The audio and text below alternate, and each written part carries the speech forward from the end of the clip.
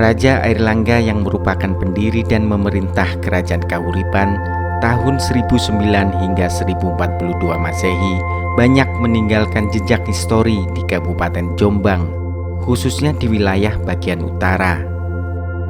Selain prasasti sebagai bentuk tanda terima kasihnya kepada masyarakat yang dianggap sangat berjasa hingga dibebaskannya dari pajak, Sendang Made merupakan salah satu tempat yang memiliki nilai sejarah cukup tinggi dan berhubungan erat dengan Raja Airlangga.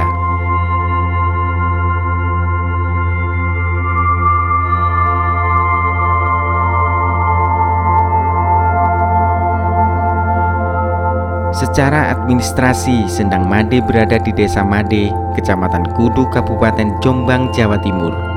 Di Sendang seluas 8 kali 11 meter ini jadi tempat persembunyian Airlangga dari kejaran para musuh-musuhnya. Kisah 3 tahun pelarian Airlangga yang berasal dari Bali tersebut berawal saat dirinya melangsungkan pernikahan dengan Dewi Sekarwati, putri pamannya sendiri, yakni Prabu Darmawangsa Teguh, Raja Kerajaan Medang. Tiba-tiba pesta pernikahan antara Airlangga dan Dewi Sekarwati yang digelar secara meriah di Istana Watan berubah jadi pertumpahan darah. Pasukan Raja Wurawari dari Kerajaan Luaram menggempur habis Istana Watan.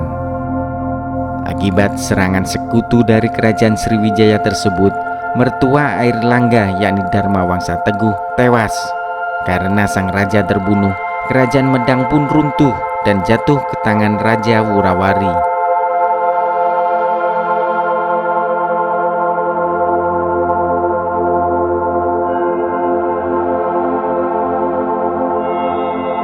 Beruntung dalam serangan itu, Airlangga dan istrinya berhasil kabur bersama dayang-dayang dan pengikut setianya bernama Empu Narotama.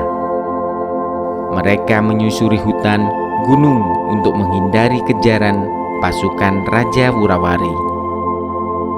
Karena tak tega melihat kondisi istrinya saat pelarian, Dewi Sekarwati akhirnya dititipkan ke Pandita Cani.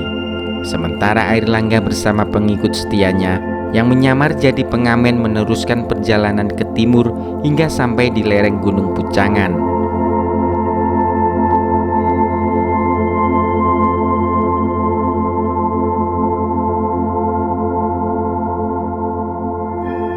Di tempat sejuk karena banyak ditumbuhi pepohonan besar inilah Airlangga membuat permukiman kecil yang dinamakan Madekoro yang saat ini dimungkinkan sebagai Desa Made untuk peristirahatan sekaligus dijadikan tempat pertapaan.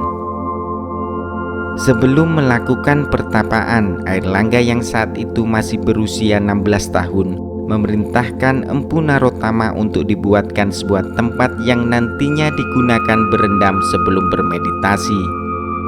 Titah itu pun segera dilaksanakan oleh sang empu dengan menyusuri lereng perbukitan Pucangan hingga akhirnya menemukan 7 sumber mata air dan menyatukannya ke dalam satu kolam yang disebut Sendang Made. Penamaan Sendang Made sendiri atas permintaan Airlangga yang merupakan pangeran dari Kerajaan Udayana Bali sebagai tanda bahwa pernah tinggal di tempat tersebut. Usai dibangun tempat pertapaan di Sendang Made, Airlangga pun bermeditasi dengan dijaga para dayang-dayang pelayan setianya. Dulunya sejarahnya dulu itu yang ditemukan dulu ya, itu ada gembala sapi yang ditemukan itu sumur itu yang dulu. Dia berupa wujud hutan ya, ada orang-orang gembala sapi, nah itu ngidai tutupnya sumur tuh ada airnya muncrat. Nah itu akhirnya dilaporkan ke desa, akhirnya dibapa, akhirnya nemukan bukti gini cukup kayak zaman dulu itu sih, apa dia namanya krepyak, zaman krepyak breng apa itu zaman di hutan. Nah itu ceritanya waktu itu Airlangga sang Bali melarikan diri ke Kediri, akhirnya Kediri bertengkar malih, akhirnya melarikan diri nyamar amen sampai Gunung Kodok, Gunung Mambang, Gunung Ratu, Gunung Tuarno itu sampai Gunung Mas, Gunung Pucangan, akhirnya ngelerek nang Sendang Made. Nah, itu waktu umur 16 tahun. Jadi di sini sampai 3 tahun itu menyusun kekuatan. Di sini itu akhirnya dirancang sudah hebat. Jadi kembali ke Kediri akhirnya nyerbu, akhirnya menang menjadi raja.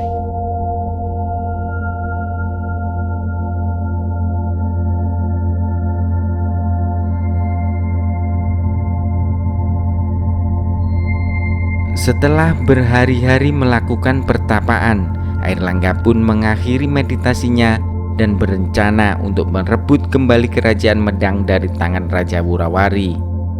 Dengan dukungan penuh dari rakyat yang ingin menjadikannya sebagai raja, Airlangga bersama Empu Narotama menuju lereng Gunung Penanggungan untuk menyusun kekuatan. Sementara Sendang Made saat ditinggal Airlangga dijaga kesuciannya oleh para dayang. Konon di tempat inilah pertama kali karisma kepemimpinan dari Airlangga muncul usai berendam di Sendang Made sebelum berangkat ke lereng Penanggungan.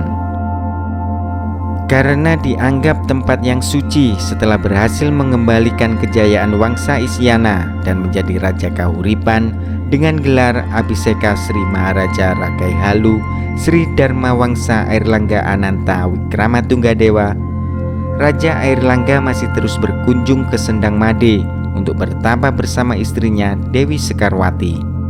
Hingga sebelum masa akhir hayatnya, Raja Airlangga berpesan kepada putrinya yang menolak menjadi pewaris tahta kerajaan Kahuripan dan memilih menjadi pertapa, yakni Dyah Sanggrama Wijaya, untuk berendam di Sendang Made sebelum melakukan pertapaan di Gunung Pucangan.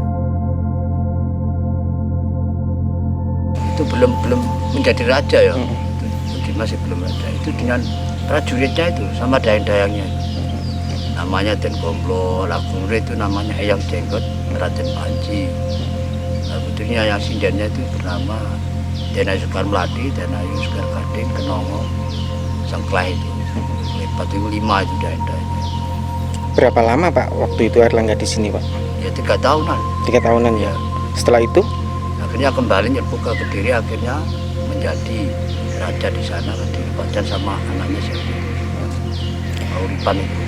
berarti waktu itu Airlangga di sini tuh bersembunyi atau mengungsi Pak di sini? Mungkin bersembunyi. Dari Dan makanya dari Kediri ke sini pun nyamar aman.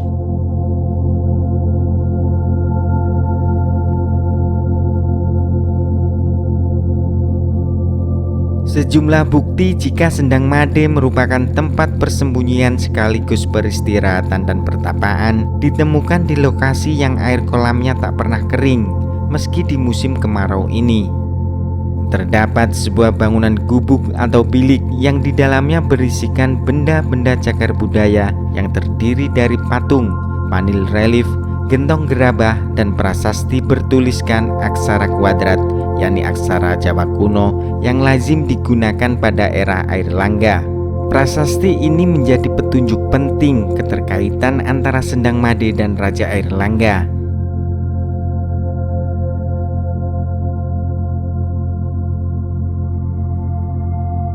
Karena dianggap sakral dan kesuciannya dijaga oleh para dayang-dayang, Sendang Made juga menjadi tempat istimewa bagi raja-raja di tanah Jawa setelah era kejayaan dari Raja Airlangga.